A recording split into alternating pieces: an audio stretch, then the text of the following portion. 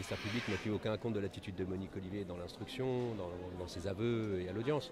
Mais c'est normal. Je veux dire, qu'est-ce qu'on peut, on peut pas demander au procureur de la République de faire un pas vers un accusé et de tenir compte de quelque chose qui n'est pas entendable. Ben, pour la société, c'est pas entendable.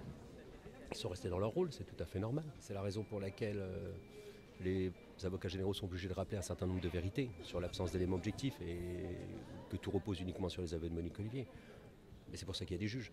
Hein. Les avocats généraux ne sont pas des juges. Ils sont la société, ils sont obligés d'exprimer une sanction qui ne peut pas être en dessous que perpétuité avec 22 ans de sûreté qui est le maximum. Toute autre réquisition aurait été incompréhensible. Et après, il y a des juges. Mais c'est justement au juge de faire la part des choses. C'est clair, il n'y a aucun élément qui permet d'incriminer Monique Olivier dans ces affaires. Alors, c'est deux choses différentes. On pourrait incriminer Michel Fourniret éventuellement. Mais de là à se rattacher à Monique Olivier et lui trouver une culpabilité, c'est strictement impossible. Donc tout ne repose que sur ses aveux. Savoir comment on défend Monique Olivier qui reconnaît des crimes aussi abominables, il va falloir écouter ma plaidoirie parce que je vais le plaider et que je ne peux pas le résumer en une minute. Je vais plaider, je n'ai pas envie de venir sur ce thème-là tout de suite, c'est pas le moment. On verra après. Après discuter de la peine avec la famille de Marie-Angèle, ce qu'ils voulaient c'était un procès. Ce qu'ils voulaient c'est que la justice leur dise que leur sœur elle a disparu dans les mains de Michel Fourniret et de Monique Olivier. Ils espéraient peut-être un lieu pour pouvoir retrouver le corps. La peine, ils ne sont pas spécialement penchés là-dessus, ils ne nous ont pas spécialement indiqué ce qu'ils voulaient. De toute façon, ils savent qu'elle ne sortira pas puisqu'elle est déjà condamnée à perpétuité. Ils voulaient juste une condamnation pour Marie-Angèle, pour une sorte de stèle pour eux qui leur permet de penser à elle et de dire qu'on lui a rendu justice. C'est absolument essentiel pour eux qu'on parle de Marie-Angèle et que la justice et que des parquetiers et que les avocats généraux parlent de Marie-Angèle et détaillent les faits. Ils l'ont fait longuement, ils lui ont rendu une certaine façon hommage en tout cas. Je dirais qu'ils ont essayé de rattraper un peu ce que la justice n'a pas fait, de justifier aussi ce qui est moins acceptable pour la famille évidemment, mais c'était important pour elle qu'on parle de Marie-Angèle et qu'elle soit au même titre que les autres victimes entendues. Oui, ces errements ils remontent très très loin dans Lyon, je l'ai dit, c'est un naufrage, la justice dans Lyon.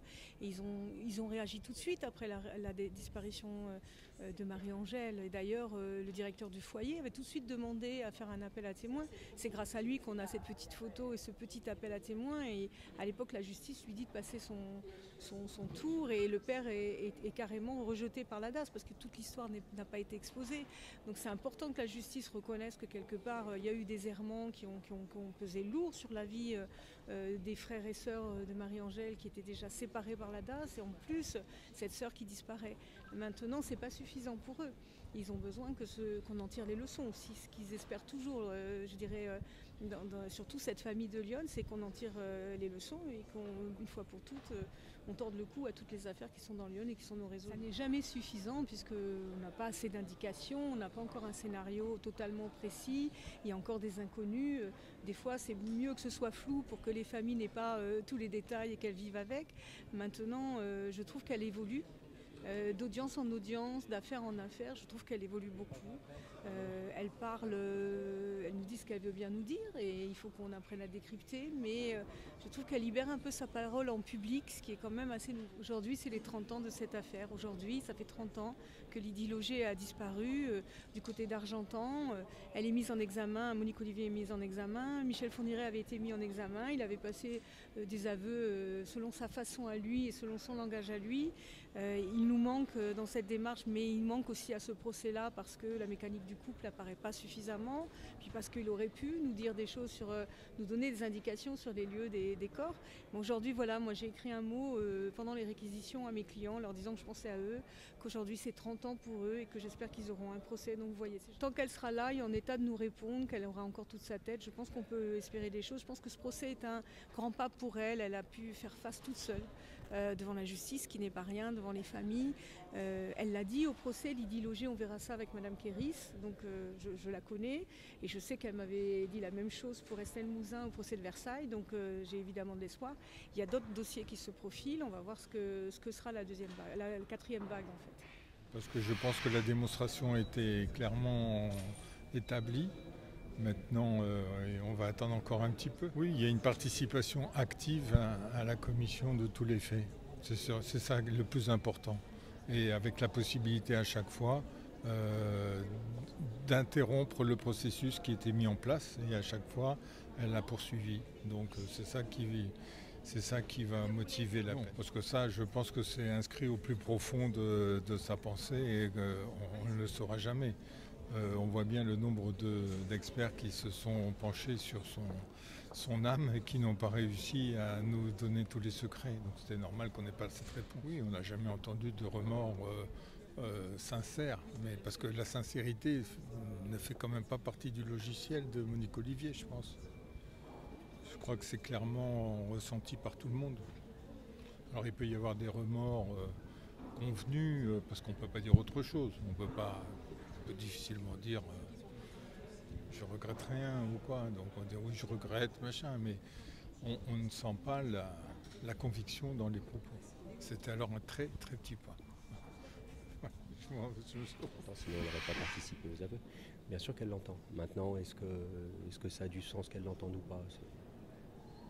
Dans une affaire de ce type, avec autant de victimes, que Monique Olivier l'entende ou l'entende pas, c'est un chemin qui lui appartient à elle. La personne qui est dans le box, elle a besoin d'être défendue. Si vous voulez.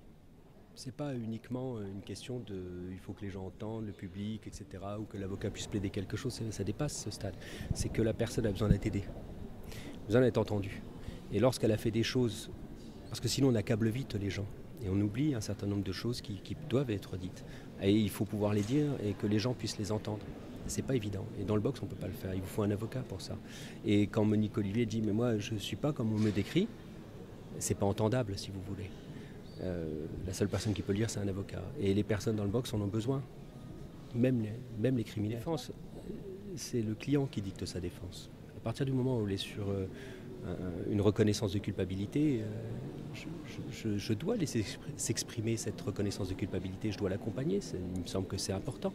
C'est son choix, donc je ne vais pas bloquer son choix en disant il n'y a pas d'éléments, vous ne serez jamais condamné. C'est pas un choix qui m'appartient, c'est son choix. Elle a voulu parler, elle a exprimé des aveux, je suis obligé de l'accompagner. Et forcément, mon rôle d'avocat, il se restreint parce que, eh bien, voilà, si on plaide autre chose, c'est voilà. Mais elle ne veut pas.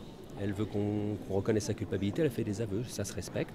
C'est ce chemin d'humanité qui, je trouve, était intéressant à développer aujourd'hui. Oui, alors, oui.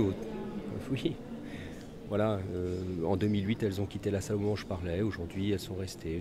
Voilà, je n'ai pas commenté la façon dont les parties civiles s'expriment par rapport à la défense, si vous voulez. Il faut une place pour la défense. Je pense que c'est ça qui est important. Et je crois que les parties civiles aujourd'hui ont montré cette place. Mais c'est peut-être lié aussi à la personnalité des procureurs. C'est peut-être lié aussi à un certain nombre de choses qui sont dites, faites, et au fait que Monique Olivier soit dans une autre démarche aujourd'hui peut-être. Et l'absence de Fourniret y est pour beaucoup aussi, je crois. La règle dans un procès, et Richard Desjeunesses l'a fait avec talent, il le fait en oubliant les faits qu'on lui reproche. C'est-à-dire qu'au fond, il dit « je reconnais, je suis responsable, je suis coupable ». Et puis après, il parle de toute autre chose. À l'écouter, on oublie les meurtres de Johanna Parish, Marie-Angèle Domès et Estelle Mouzin. C'est quand même le cœur du procès. On comprend effectivement que Monique Olivier a peut-être fait un tout petit bout de chemin après avoir commis ses crimes, au bout de plus de 18 ans de détention, mais ces crimes restent là et c'est pour ça qu'elle est jugée aujourd'hui. Donc ma réaction, c'est de dire, au fond, évidemment, il nous décrit les évolutions de personnalité de sa cliente, son rôle dans l'élucidation de ses affaires, mais il oublie son rôle dans sa participation à ces crimes. Il nous dit, Monique Olivier, si elle avait rencontré quelqu'un de bien, aurait été une fille bien. Elle a rencontré un criminel en série. Elle s'est lovée en quelque sorte dans le parcours de ce criminel. Eh bien, pour nous, ça fait 3 morts. Pour les familles, c'est 3 morts. 3 morts atroces, 2 jeunes femmes et d'une petite fille. Ça a été une audience très difficile, très dure, très heurtée. Je pensais que nous aurions une audience relativement apaisée puisque les faits étaient avoués, très dur parce que Monique Olivier n'a pas avancé d'un pouce sur les aveux qu'elle avait passés, que nous espérions qu'elle nous en dise plus, que chaque famille avait cet espoir, qu'elle ne l'a pas fait. Heurtée parce que je crois que du côté de la cour d'assises, on n'a pas pris la mesure de l'ampleur du procès, de l'ampleur de l'attente des familles et que on n'a pas laissé toutes ses chances, évidemment, à l'interrogatoire de Monique Olivier. Difficile, parce parce qu'on a des enquêteurs un peu aigris qui avaient raté l'enquête et qui sont venus nous dire qu'au fond, ils n'étaient même pas convaincus de la culpabilité du couple malfaisant. Voilà, ça a été une audience difficile pour la famille. Le verdict, elles attendent le verdict. Évidemment, ce qui est important pour elles, c'est qu'il y ait condamnation, qui est évidemment la condamnation de Monique Olivier à une lourde peine pour les 3 faits qui lui sont reprochés. Je crois que c'est ce qui restera comme réparation au terme de ce procès. J'ai été déçu aussi que le procureur de la République, qui a fait une démonstration implacable, ne s'excuse pas au nom de la justice sur les errements qu'ont subis mes clients.